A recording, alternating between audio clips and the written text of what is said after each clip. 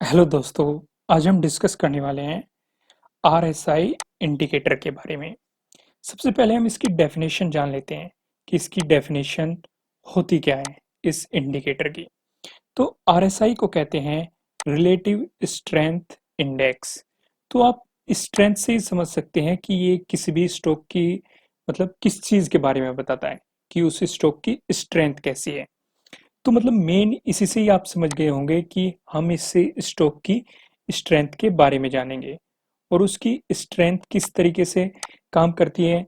जैसे कि हमेशा जो ये डिफ़ॉल्ट सेटिंग लेता है उसमें 14 डेज़ अप और 14 डेज़ डाउन के बारे में बताता है।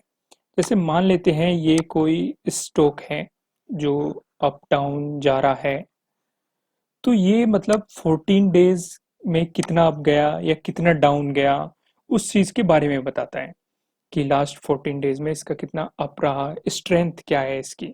तो उस चीज़ के बारे में ये पूरी डिटेलिंग देता है। अगर हम इसके सेटअप की बात करें, तो हमें 1 डे का सेटअप सेलेक्ट करना है। 1 डे का सेटअप सेलेक्ट क्यों करना है? क्योंकि जो कैंडल बनती है हमारी, वो पूरी मतलब एक दिन के बारे में बता देती हैं कि इस दिन मार्केट अप रहा या फिर इस दिन मार्केट डाउन रहा। तो हमें यहाँ पे 1 डे सिलेक्ट करना है, यानी कि जो ये एक कैंडल है, ये पूरे एक दिन के बारे में बता रही है कि इस दिन मार्केट थोड़ा सा अप था, इस दिन थोड़ा सा डाउन आ गया और इस दिन फिर थोड़ा सा अप चला गया। तो ये पूरी जो भी कैंडल होती है, ये 3 दिन के बारे में बता रही है, यानी कि पर कैंडल 1 दिन के बारे में बता रही है। जो हमें इसकी सेटिंग करनी है, वो भी 1 दिन की ही करनी है। उससे हमें क्या बेनिफिट मिलेगा, मैं आपको अभी समझाऊँगा। तो जैसे कि आप यहाँ पे देख रहे हैं, उससे पहले मैं आपको बता देता हूँ, अगर आपने अभी तक शेयर मार्केट में अकाउंट ओपन नहीं किया है, तो नीचे डिस्क्रिप्शन में लिंक दिए गए हैं। वहाँ से जाके आप अपना शेयर मार्केट में अकाउंट खोल सकते हैं, क्योंकि अभी फ़िलहाल बहुत अच्छे-अच्छे ऑफ़र चले हुए हैं, हर तरह के मतलब अकाउंट पे। तो आप वहाँ से नीचे डिस्क्रिप्शन में लिंक दिए गए हैं, वहाँ से खोल सकते हैं। तो जब हम आरएसआई इंडिकेटर लगाते हैं, तो वो डिफ़ॉल्ट ले लेता है, मतलब 70 और 30 की सेटिंग। हम इसे चेंज भी कर सकते हैं, जैसे मैं पर्सनली प्रेफ़र करता हूँ 10 और 90 की। ये थोड़ी-सी और एक्यूरेसी बढ़ा देता है हमारी, पर लेकिन जो ये डिफ़ॉल्ट लेता है, वो 70 और 30 की सेटिंग ले लेता है। और मतलब ये भी सही होता है कि यहाँ पे मतलब 70 और 30 की सेटिंग ले लेता है। ये भी मतलब काफ़ी ठीक रहता है, पर लेकिन आप 10 और 90 पे सिलेक्ट कर लेना, वो ज़्यादा बेटर रहेगा। पर लेकिन 70-30 में भी कोई प्रॉब्लम नहीं है। अब ये 70 और 30 है क्या? अगर स्टॉक इससे ऊपर चला जाता है, तो यानी कि हमारा स्टॉक ओवरबॉट हो चुका। अब हम इसे सेल कर सकते हैं। कि यानी कि यहाँ से जैसे ये नीचे आना शुरू हुआ, तो यहाँ से हम इसे सेल करके अच्छा खासा प्रॉफिट बुक कर सकते हैं। और अगर ये 30 से नीचे आ रहा है, आप ये भी देख सकते हैं कि ये 30 से नीचे आना शुरू हो गया, तो इसका मतलब ये ओवरसोल्ड हो चुका।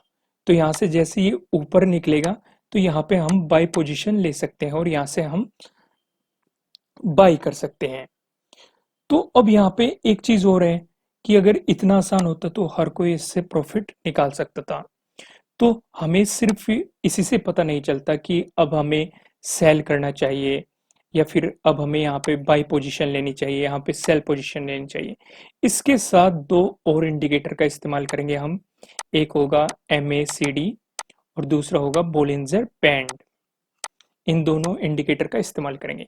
इनके लिंक आपको नीचे डिस्क्रिप्शन में मिल जाएंगे, वहां से आप जाके इनकी वीडियो देख सकते हैं। जब ये तीनों मतलब सिग्नल देंगे हमें सेल करने की, तभी हमें सेल करना है। क्योंकि कभी-कभी ऐसा होता है, मान लेते हैं स्टॉक ऊपर गया और यहाँ पे आरएसआई ने सिग्नल दे दिया सेल करने का, लेकिन एमएसीडी ने नहीं दिया और बोलिंजर बैंड ने भी दे दिया। तो हम यहाँ पे सेल नहीं करने के, क्योंकि हमारा एक सही सिग्नल नहीं देना, हमें तीनों में ही सेल का सिग्नल चाहिए, तभी हम इसे सेल करेंगे। ठीक वैसी ही कंडीशन अगर यहाँ पे कोई स्टॉक नीचे आया और ऊपर चला गया, तो यहाँ पे इसने बाई का सिग्नल दे दिया कि अब ये ओवरसोल्ड हो चुका, अब बाई कर लो।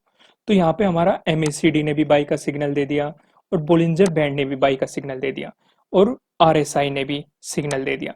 तो हमारे ये तीनों मैच कर रहे हैं, तीनों बाई के सिग्नल दे रहे हैं, तो हम बाई करेंगे, नहीं तो नहीं करने के। यहाँ पे एक चीज़ और ध्यान रखना कि सिर्फ हमें आरएसआई के भरोसे नहीं चलना है, क्योंकि कई बार क्या होता है कि इसने यहाँ पे हमें जैसे सेल का सिग्नल दे दिया और ये यहीं से वापस ऊपर चला गया, तो हमारा लॉस हो गया।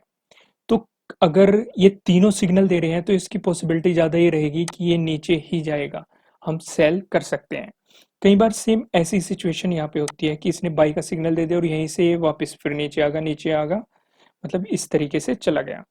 तो ध्यान ये रहे कि हमें सिर्फ आरएसआई से ही नहीं चलना है, जब ये एमएसीडी भी सिग्नल दे और बोलिंजर बैंड भी सिग्नल दे, तभी हमें इसे बाई और सेल करना है। इन दोनों के लिंक आपको नीचे डिस्क्रिप्शन में मिल जाएंगे, वहां से जाके आप इन वीडियो को देख सकते हैं। वहां पे मैंने डिटेल में बताया है कि एमएसीडी क्या होता है, ये किस तरीके से काम करता है, और बोलिंजर बैंड क्या होता है और ये किस तरीके से काम करता है। तो आपको यहाँ पे ध्यान रखना है कि हमें बोलिंजर बैंड और ये एमएसीडी के थ्रू ही, मतलब तीनों को देख के ही यहाँ पे हमें अपने मतलब बाई और सेल के सिग्नल मिलेंगे, तभी हम इसे बाई और सेल करना है। उससे पहले हमें बाई सेल नहीं करना है। इनके लिंक आपको नीचे डिस्क्रिप्शन में दिए गए हैं, वहां से जाके आप इनकी वीडियो देख सकते हैं। तो अब हम बात करते हैं, यहाँ पे दिख रहा होगा कि आपको यहाँ पे मैंने आपको तीनों दिखा दिए, आरएसआई दिखा दिया और एमएसीडी दिखा दिया, और ये है बोलिंजर बैंड जो यहाँ पे ये लगा हुआ है। तो अब यहाँ पे सेटिंग देख लेते हैं। जैसे कि मैंने आपको बताया कि ये जो सेटिंग होती है हमारी, ये यहाँ पे मैंने 10 सेलेक्ट कर रखा है, यहाँ पे मैंने 90 सेलेक्ट कर रखा है, थोड़ी ज़्यादा एक्यूरेसी लेने के लिए। नहीं तो बाय डिफ़ॉल्ट आपको ये 30 मिलेगा और ये 70 मिलेगा, ये 70 मिलेगा ऊपर वाला। पर लेकिन यहाँ पे मैंने थोड़ी एक्यूरेसी ज़्यादा पाने के लिए यहाँ पे 10 सेलेक्ट कर रखा है और 90 सेलेक्ट कर रखा है। तो अब हम इसे समझते हैं कि तीनों ही तरह के सिग्नल कहाँ पे मिल रहे हैं, बोलिंजर बैंड में हैं और एमएसीडी में और आरएसआई में। जैसे कि आप यहाँ पे देखो, ये नीचे आना शुरू हो गया, तो यहाँ पे नीचे लग के चल रहा है। ये कैसे गिरने वाला है, ये पतला कब होता है, ब्रॉड कब होता है, वो सारी डिटेल आपको बोलिंजर बैंड की वीडियो में मिलेगी। इसका लिंक नीचे डिस्क्रिप्शन में दिया गया है, वहां से देख लेना। यहाँ पे मैं ज़्यादा डिटेल में डिस्कस नहीं कर रहा। जैसे ही ये नीचे जाना शुरू होता है तो यहाँ पे इसने सिग्नल दे दिया सेलिंग का, तो ठीक है, यहाँ से हमें सिग्नल मिल चुका। अब हम सीधा एमएसीडी में देखते हैं। यहाँ से भी अगर ये रेड ऊपर है हमारा और ये ब्लैक नीचे है, तो इसने भी सिग्नल दे दिया सेल का, तो यहाँ से भी हमें सेल का सिग्नल मिल रहा है। फिर हम इसी उसमें नीचे जाते हैं, तो यानी कि ये यहाँ पे मतलब 10 से नीचे है, ये यहाँ पे बाई का सिग्नल दे रहा है, अभी हमें सेल का सिग्नल नहीं दे रहा।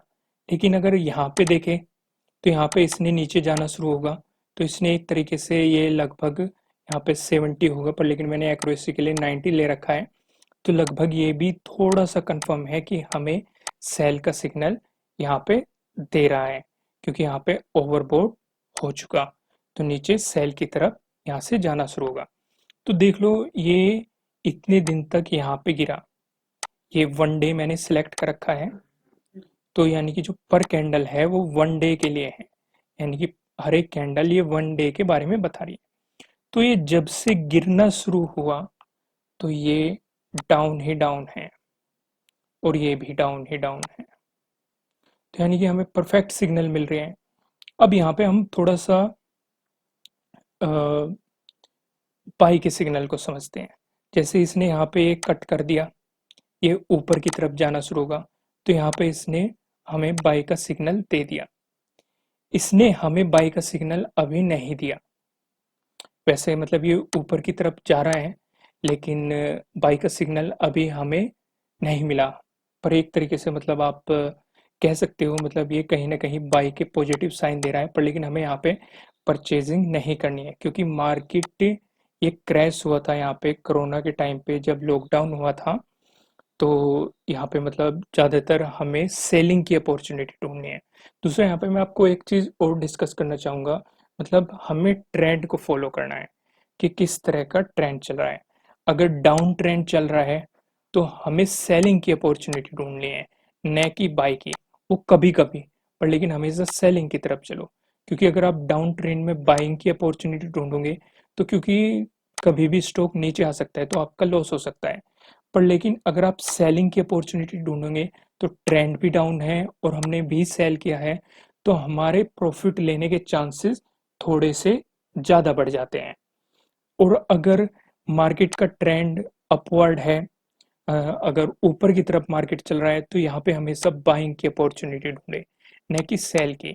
तो हमें थोड़ा-सा मतलब इंतज़ार करना है कि हमें बाइंग की अपॉर्चुनिटी कब मिलेगी, और उसी के अकॉर्डिंग ही हमें मतलब सिग्नल ढूँढने हैं और बाई और सेल करना है।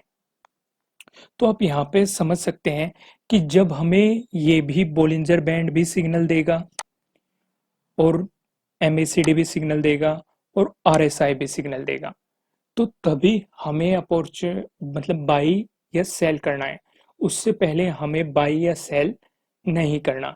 इन दोनों की वीडियो आपको नीचे डिस्क्रिप्शन में मिल जाएंगे, वहां से जाके आप परचेज कर सकते हैं। मैं इसके बारे में कुछ बता देता हूँ कि अगर आरएसआई आपको डबल बॉटम बना के दे रहा है या फिर डबल टॉप बना के दे रहा है, तो वहाँ पे आपको बहुत अच्छे मतलब एक तरह का सिग्नल मिल सकता है कि अब मार्केट ऊपर जाने वाला है, या कोई भी पर्टिकुलर स्टॉक नीचे जाने वाला है या फिर ऊपर जाने वाला है। जैसे कि आप यहाँ पे देखो, ये डबल टॉप बन रहा है, तो यानी कि इसका मतलब होता है कि मार्केट अब नीचे ही नीचे जाएगा। तो यहाँ पे देखो, नीचे जा रहा है। कहीं पे भी ढूंढो जो डबल टॉप बन रहा है, ये बन रहा, तो यहाँ पे मार्केट नीचे ही जाएगा। अब बॉटम ढूंढ लो, डबल बॉटम, ये बन रहा, ये बन रहा, तो यहाँ से मार्केट ऊपर गया, तो मार्केट ऊपर ही ऊपर जाएगा। यहाँ पे देख लो, ट्रिपल बॉटम बन रहा है, ये बना, ये बना, ये बना, तो इसने दिखा दिया मार्केट ऊपर ही गया। तो इसी तरीके से अगर डबल बॉटम बन रहा है या फिर डबल टॉप बन रहा है कहीं भी, तो उसी तरीके से आप थोड़ा सा मार्केट के बारे में जान सकते हैं कि ये ऊपर ही जाएगा या फिर नीचे ही जाएगा। आपको सिग्नल मिल सकते हैं इस तरह के। तो सबसे पहले हमें ध्यान क्या रखना है कि हमें, इसे समराइज कर देता हूं मैं, वन डे का चार्ट सेलेक्ट करना है। दूसरा, हमें सिर्फ आरएसआई ही नहीं लगाना, उसके साथ हमें एमएसीडी भी लगाना है और बोलिंजर बैंड भी लगाना है। और जब बोलिंजर बैंड सिग्नल देगा और एमएसीडी सिग्नल देगा और आरएसआई सिग्नल देगा, जब तीनों ही सिग्नल देंगे तभी बाई और सेल करना है। उससे पहले बाई या सेल नहीं करना। इस वीडियो में मैंने आपको आरएसआई के बारे में तो बता दिया। अगर आप एमएसीडी के बारे में जानना चाहते हैं, फिर बोलिंजर बैंड के बारे में जानना चाहते हैं, तो इन दोनों की वीडियो के लिंक आपको नीचे डिस्क्रिप्शन में मिल जाएंगे। तो वहां से जाके आप इन्हें देख सकते हैं और डिटेलिंग में इनके बारे में समझ सकते हैं।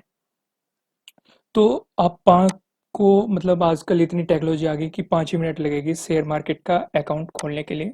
तो उसका लिंक आपको नीचे डिस्क्रिप्शन में दिया गया है, वहाँ पे क्लिक करके आप अपना शेयर मार्केट में अकाउंट खोल सकते हैं। अगर आपको वीडियो अच्छी लगी है तो इसे लाइक ज़रूर कीजिएगा, और अगर आप इस चैनल पे नए हैं, इसी तरह की अपडेट चाहते हैं, तो आप हमारे चैनल को सब्सक्राइब भी कीजिएगा। Thank you.